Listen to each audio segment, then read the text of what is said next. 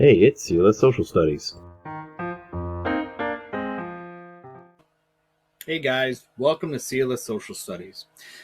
Okay, so we've gone over a couple of compromises just in this chapter alone, in chapter 5 of our book.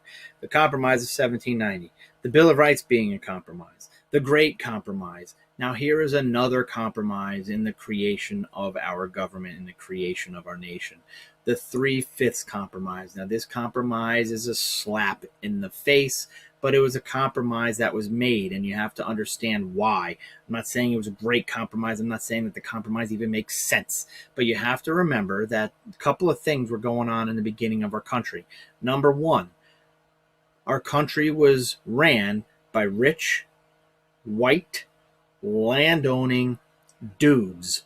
Okay, that's the first thing you have to know. Rich, white, landowning dudes. Those are the guys who could vote. Those were the guys who had the power. Those were the guys who could make the decisions. The second thing you have to understand about the creation of our country is this unfortunate fact. Slavery existed, and it existed hardcore in the South, and this is where the 3/5 compromise comes into play. Remember with the Great Compromise, what was the argument over the Great Compromise? The argument over the Great Compromise was the idea of representation. Now, representation is where it was at. You needed to have the power in the Congress to be able to influence the decisions. The more you can influence the decisions, the more you could pass what you wanted to pass.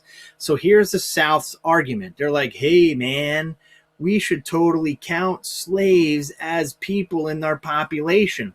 At one point in time in the South, you have to understand, slaves pretty much made up half of the population in the South, right? So there's a lot of slaves in the South. Now, when you talk about slavery, what do you understand about slavery? Number one, they did not look at their slaves in the South as people. They were not people. They were not just another human being who should have representation in the government. They were their property, right? Really, when you think about the Bill of Rights protecting property, individual property, it kind of smells like the Southerners wanted a way to protect their slaves, right? Because the slaves were considered their property. So on one side of the argument, these slave owners in the South were like, no, man, those slaves are property. You cannot tax them because you cannot tax my property. You can only tax people. So I am sorry, you cannot tax them because they are property. But when it came down to representation, Southerners were like, whoa, whoa, whoa. No, man, look at that slave. He is walking. He is living. He is breathing. He's a person. He's a person.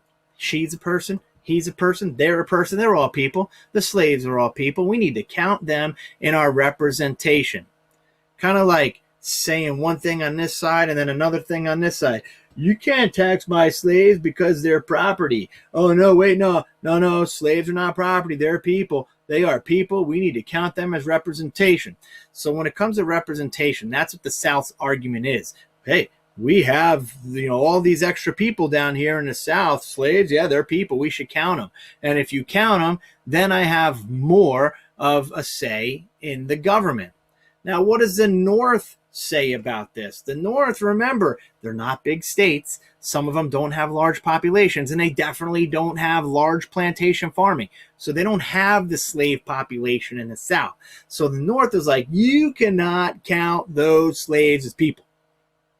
Remember the whole, their property, you can't tax them. Well, guess what? Their property, right? You can't count them as representation.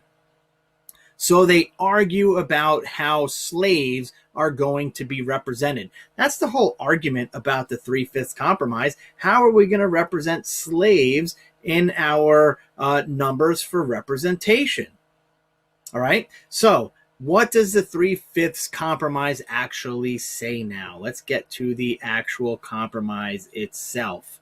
All right. The 3/5 compromise. Basically what it says here is you can count the slave population of 3/5 of your population.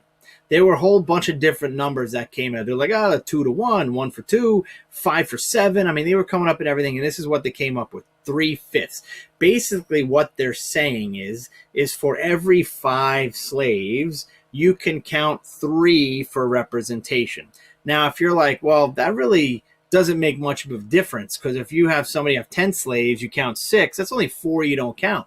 But now when you start talking like 1,000,000 slaves and all of a sudden like 400,000 of them doesn't count, now you're talking about big numbers. So the 3/5 compromise says for every 5 slaves, only 3 can be counted for representation purposes, right? So what are they really saying? They're saying that one slave isn't even really one person. Like if you look at the picture on the bottom right there and you see black slave on the right, that's what it's saying. A slave was really only worth 3/5 of one person. Slap in the face.